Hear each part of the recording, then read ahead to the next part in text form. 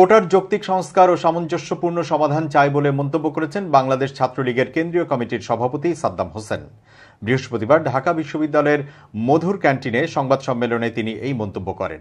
চলমান কোটা সংস্কার আন্দোলনের মধ্যে জনদুর্ভোগ তৈরি না করে ক্লাস পরীক্ষায় ফিরে আসা ও কোটার যৌক্তিক সমাধান। সংবাদ সম্মেলনে সাদ্দাম হোসেন বলেন, শান্তিপূর্ণভাবে যে কোনো সমস্যার সমাধানে বিশ্বাসী ছাত্রলীগ। সাদ্দাম হোসেন বলেন, প্রশাসনিক নিয়োগ প্রক্রিয়ার বিষয়টি বিচ্ছিন্ন কোনো আন্দোলনের মধ্য দিয়ে সুরাহা সুচিন্তিত নয় বলে আমরা মনে করি। কনস্ট্রাকটিভ পলিসির অ্যাডভোকেসির মাধ্যমে এটি সমাধান করা সম্ভব।